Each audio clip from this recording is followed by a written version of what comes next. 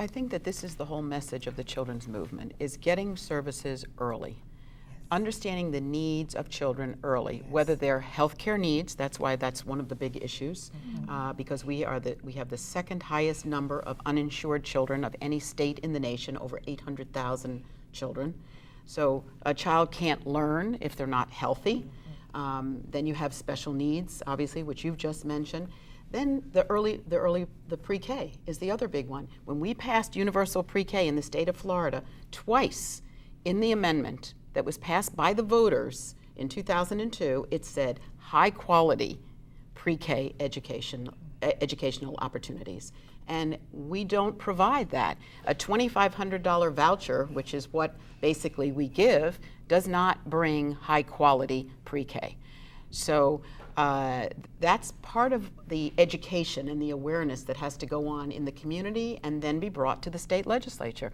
Because I know I personally have had a bill for several years to have degreed teachers for pre-K. You cannot provide high quality education without a teacher who's trained to teach in the early childhood arena. And you can't do it for 3 hours a day. Exactly. I mean, you're paying for 3 hours a day with a non-degreed teacher. What is that supposed to do? So all of these things, that's why I say this movement can be, I think, extremely beneficial and very powerful, because of the fact of getting the business leaders and your community leaders to understand that you have to invest early. It's all about investing early in children, and then you get better results in the long run.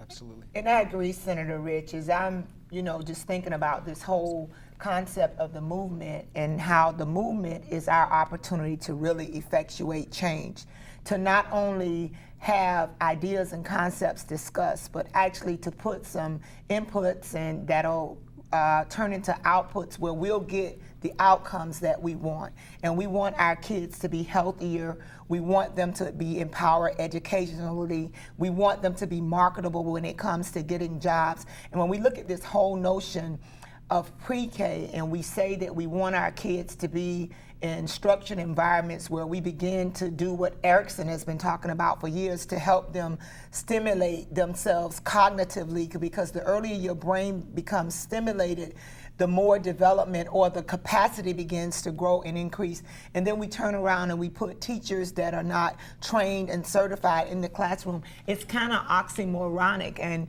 when we look at the whole issue of budgeting, it's just like we do in our household budgeting. We have certain things that are priority.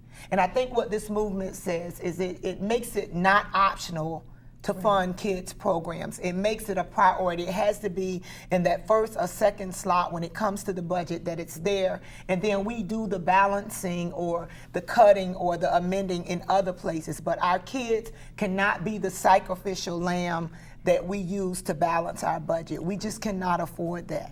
You know what, that is the absolute perfect segue to hear directly from the mouths of the children about why this is so important in this fabulous video, which was produced by the Children's Movement.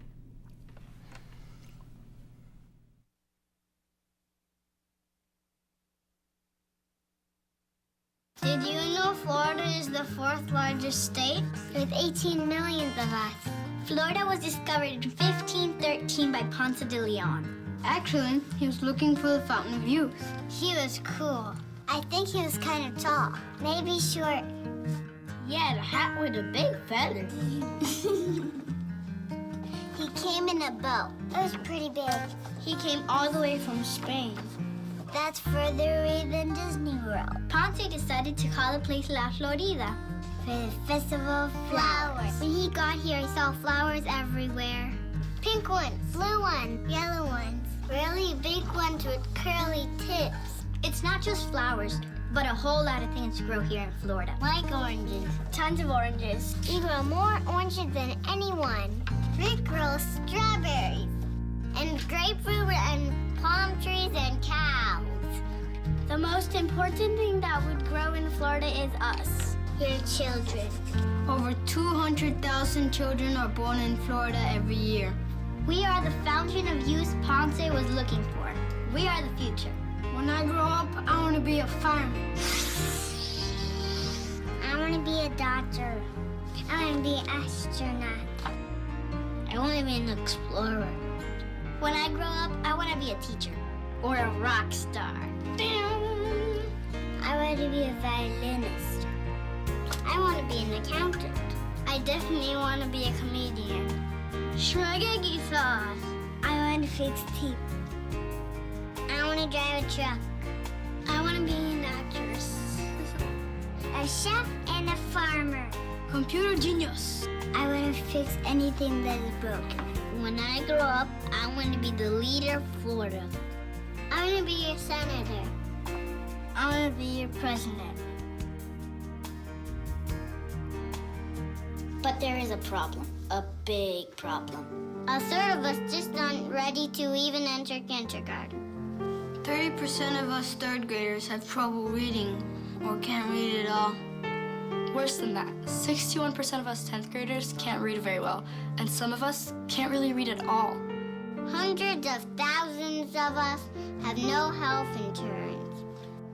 You spend more than $20,000 to keep me in jail, while you only spend a third of that to keep me in school. You spent $6 billion on transportation, roads, and highways.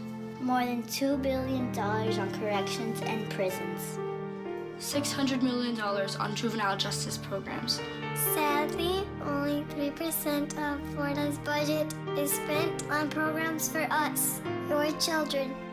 But studies prove, with real investments in learning programs, Especially in the early childhood years.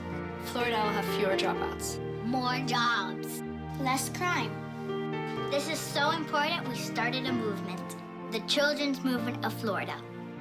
It's a way to get everybody moving in the right direction.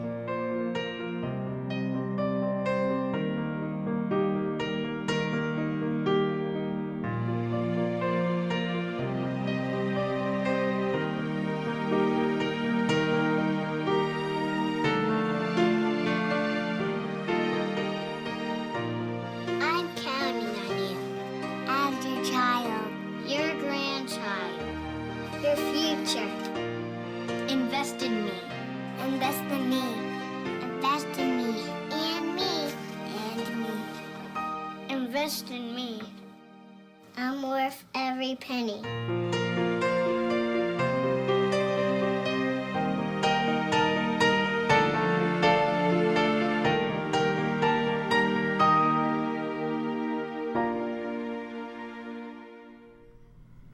That gets me every time. Those children make it so clear. And if you want to see that video again or any other information on the children's movement, go to www.childrensmovementflorida.org.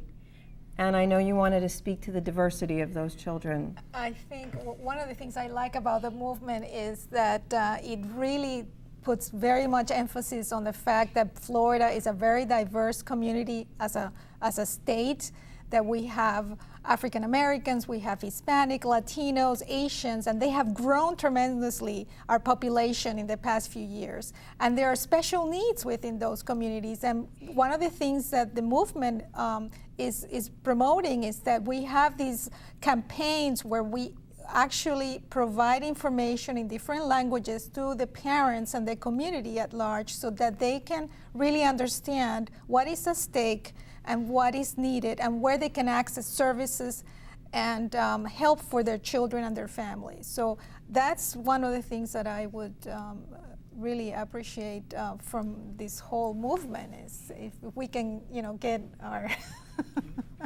And Senator Rich, it's not efforts. just about money. Right. And I think that that's, the children say it best, invest in me. And it's the way you invest. And we've talked a little bit about it. I mean, if you invest early, if you invest in quality pre-K, you end up with kids, when they're in the third grade, you're not worried about whether or not they're going to be reading on grade level. They will be if they have that kind of a foundation. So that saves you money in remediation, long-term in kids who drop out of school. Because they just are not able to make it if they fall so far behind.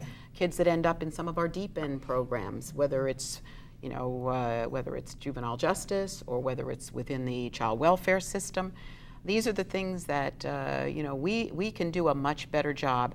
I'm not saying, and I don't think anyone here says we don't need any more money, but we know that we can do a better job of how we're spending the existing money in terms of prevention, early intervention, which will help us down the road in Well, in and terms we're of not programs. talking, I'm sorry, we're not talking about taking it from other children's programs. Absolutely. We're Right, saying, right. look at the entire budget of the state of Florida and reprioritize some of the money so that instead of maybe building another prison, we put it in the front end. Exactly. So it is about money. I do want viewers Well, to it is about understand money, that. Well, But It's not more money out of their pockets.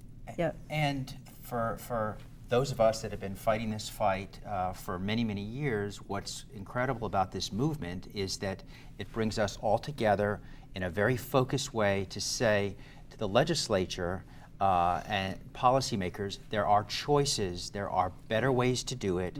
Yes, it must be funded, but shake it up a little bit and reprioritize it, listen to the people. And you said something key. It can't be a trade-off. We can't have new programs funded at the expense of cutting old programs, our after-school programs, and those things that are just so critically important to families, especially working families. Oftentimes when we do budgeting, we move money from one place to the other. But when it comes to our children, they have to be our first priority. We have to be committed to investing in our children, even if we have to make sacrifices in other places. But it's so ultimately important to our present as well as our future that it cannot be an option for us to eliminate or to just leave the children. Sometimes I feel like the Children's Service Council in Broward is just kind of left out there. We're kind of just trying to make things happen on our own. We need the state of Florida. We need our legislators in D.C.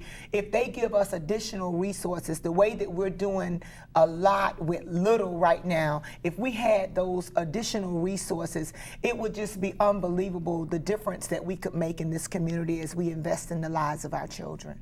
Very well said, and a great place to close. I can't believe how fast this time went by. Remember, the children's movement, we need you to be involved. It's up to all of us to make sure that the folks in Tallahassee and in Washington understand that the people of Broward County care about our children. I'd like to thank Dennis Haas, Anna Valladares, Dr. Roslyn Osgood, and Senator Nan Rich for helping bring focus to this important topic. I've been your host, Cindy Ehrenberg-Seltzer, President and CEO of the Children's Services Council of Broward County. For copies of this program or any other episode of Future First, please call the Children's Services Council at 954-377-1000 or visit our website, www.cscbroward.org. And remember to join us next time on Future First, Focus on Broward's Children.